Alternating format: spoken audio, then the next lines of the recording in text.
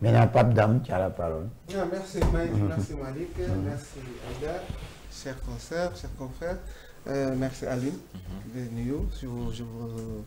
Je profite de cette opportunité, de cette occasion pour vous féliciter encore une fois pour ce que vous avez pu abattre avec cette émission pour asseoir en fait bien la mission de l'Ordre des architectes par le biais du concept BACO que vous développez ici.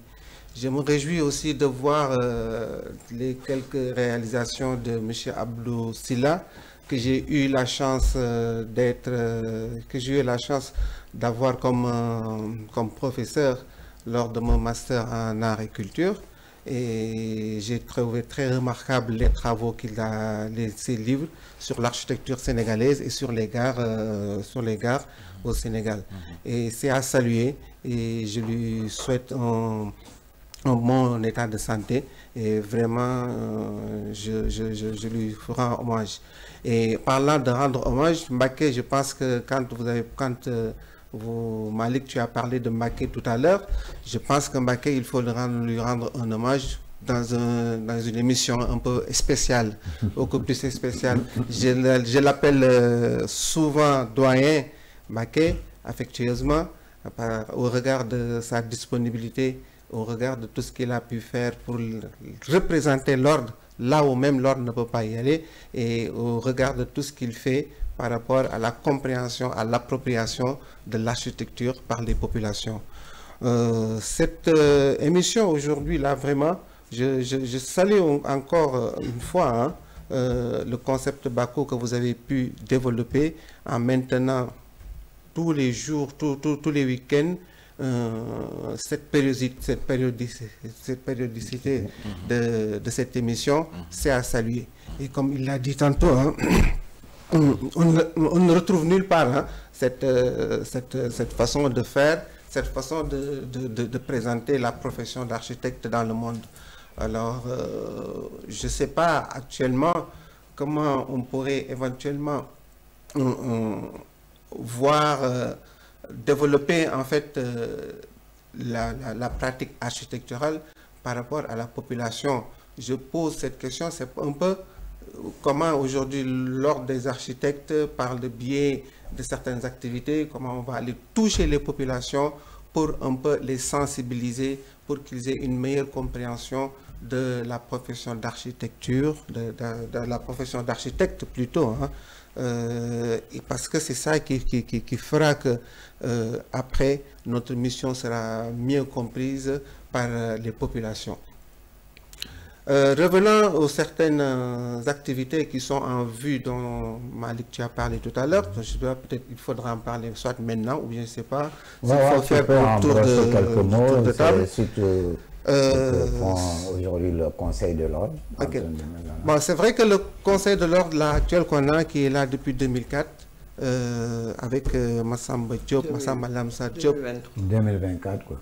2024 a été élu le dernier conseil, avec président Massamba Lamsar Diop. On a initié quand même, on s'est inscrit dans la continuité, mais en innovant un peu dans la démarche, c'est-à-dire aller voir comment aujourd'hui nos confrères, les membres de l'ordre, peuvent se sentir encore un peu plus dans la vie de l'ordre.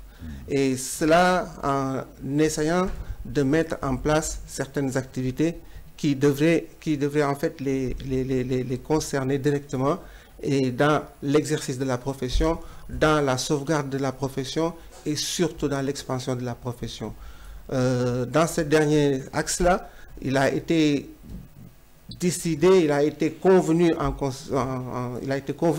de mettre en place le concept BACO et qui coïncidait à l'arrivée de la Biennale de Dakar, Biennale des Arts de Dakar, mais qui a été après reculé.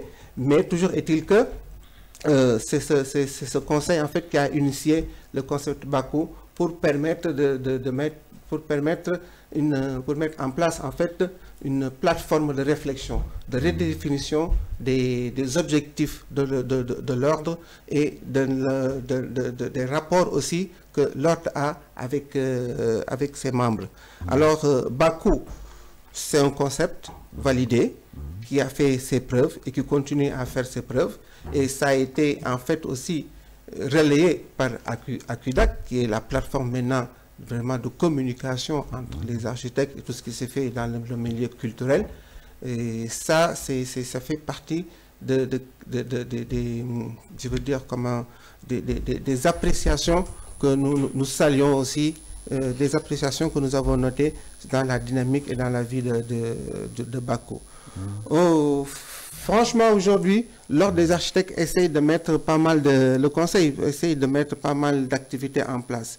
Il y a aujourd'hui, l'activité qui est en phare, c'est le premier symposium des architectes africains qui se tiendra du 22 au 25 mai 2025 au CICAD. Et cette activité sera conjointement organisé avec le Sen Habitat, qui est à sa 5e édition.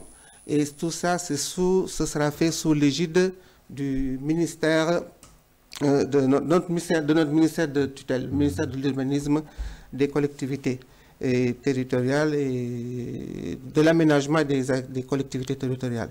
Je ne sais pas si j'ai bien compris. C'est MUCTAT, ministère de l'urbanisme et des collectivités territoriales et de l'aménagement des territoires. Voilà, je suis arrivé. Dur, hein? Ah, ça c'est dur, c'est un peu, mais bon, ça c'est dit. Alors, ils ont un thème, on a défini un thème qui est à la fois inclusif. Il faut d'abord dire que nous, les architectes, ça fait plus d'1 an qu'on travaille sur ce symposium. On travaille sur ce symposium qui avait comme thème repenser nos villes repenser les villes africaines pour une perspective durable. C'est ça qui était le thème. Mais avec l'évolution et le report de la première date initiale qui était prévue au mois de décembre, on s'est retrouvé maintenant avec cette jointure avec le ministère qui nous a mis avec un rapport avec Sen Habitat pour faire le symposium ensemble. Alors, le thème qui sera retenu pour durant cet événement, on va parler en fait de l'habitat, accès au logement. De l'accès au logement, quoi. Repenser nos villes, Amdekouaye. C'est un concept quand même assez intéressant et qui ne devrait pas se limiter juste à l'accès au logement, à repenser nos villes, mais il faut plutôt considérer le Amdekouaye. Le terme Amdekouaye sénégalisé, qui est en fait une déclinaison, c'est une déclinaison en fait plutôt de l'environnement de l'habitat, l'environnement de la ville plutôt, parce que dans la ville vous avez l'habitat. Il faut pas le Amdekouaye ne se limite pas jusqu'au logement, ça tient en compte l'environnement, ça tient en compte l'aménagement, ça tient en compte l'aménagement